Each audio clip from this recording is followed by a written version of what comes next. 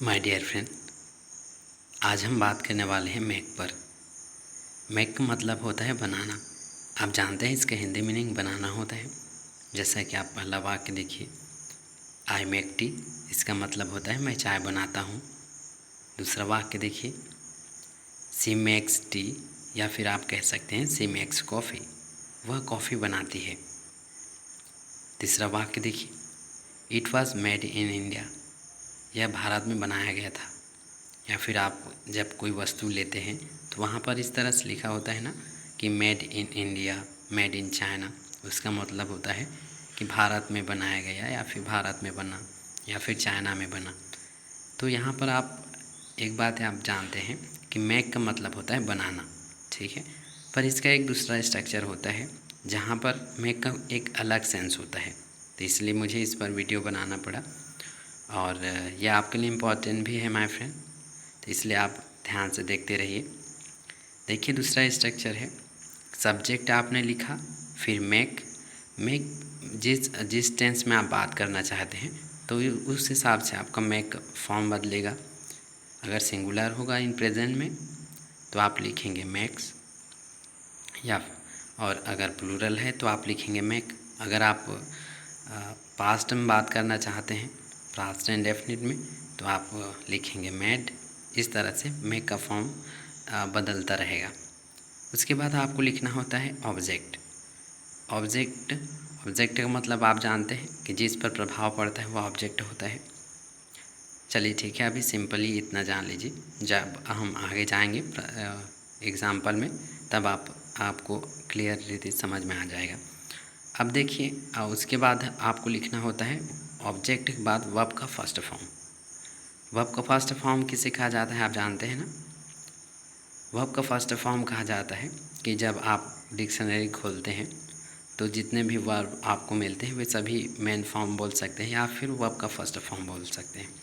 Read, सिंग, गो, कम, ये सभी verb के फर्स्ट फॉर्म होते हैं।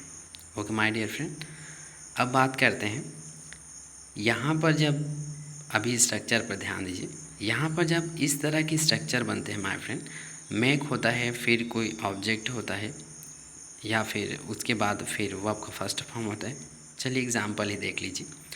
सी मेक्स मी लाफ, इसका मतलब होता है कि वह मुझे हंसाती है। इसका मतलब है कि वह मुझे हंसाती है। आप वाक्य पर नोट कीजिए माय फ्रेंड, वाक्य पर ध्यान दीजिएगा कि लिखा कैसे है, उसका स्ट्रक्चर कैसा है, बना कैसे है। पहले आपने लिखा सब्जेक्ट, कि जो कोई काम को करवाता है। ओके, जो कोई काम को करवाता है आप उसे सब्जेक्ट एक स्थान पर लिखेंगे, और उसके बाद आपको लिखना होता है मेक।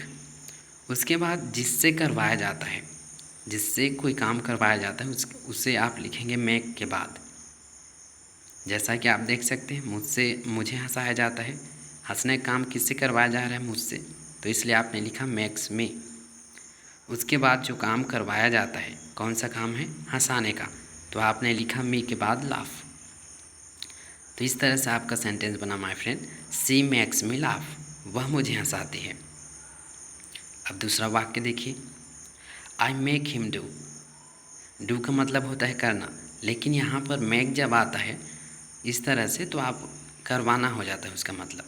हो सकता है कि आप यहाँ पर लिखा है आई make him do that work,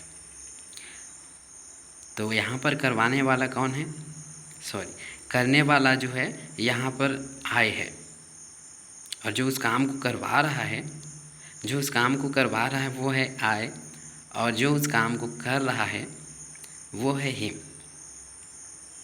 तो इसलिए आपने मेक के बाद लिखा हिम से कोई काम करवाया जा रहा है, ठीक है। यहाँ पर तो इसलिए आपने लिखा कि आई make him do that work, मैं उससे उस काम को करवाता हूँ।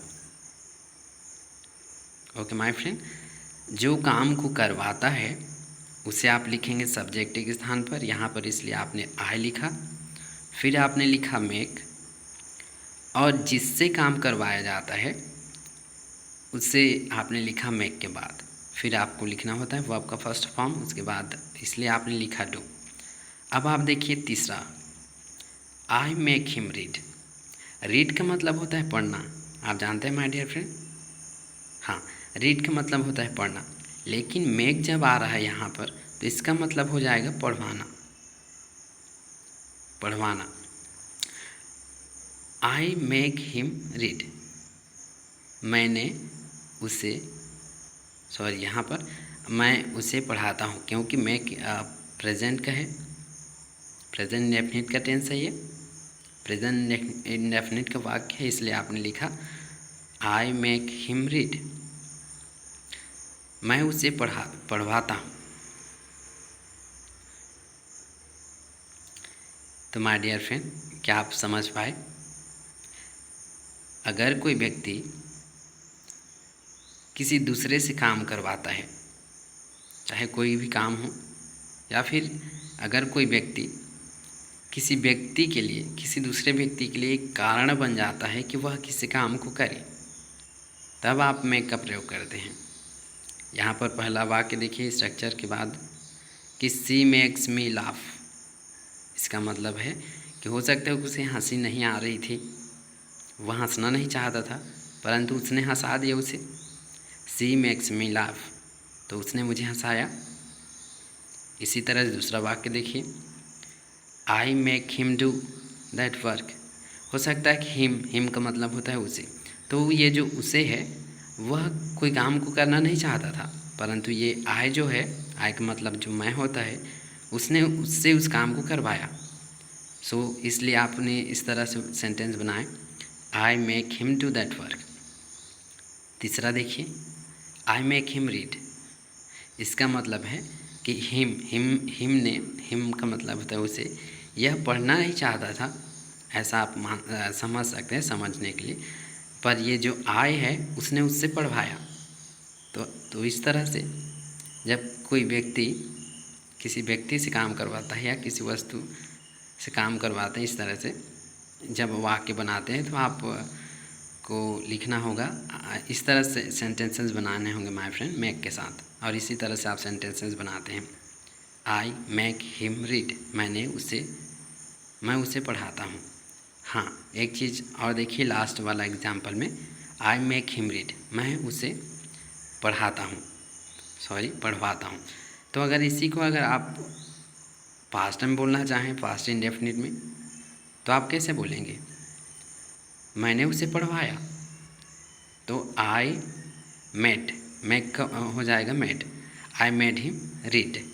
ये जो आप देख रहे हैं जो फर्स्ट फॉर्म लिखा है, ये स्ट्रक्चर आपको याद रखने होंगे माय फ्रेंड।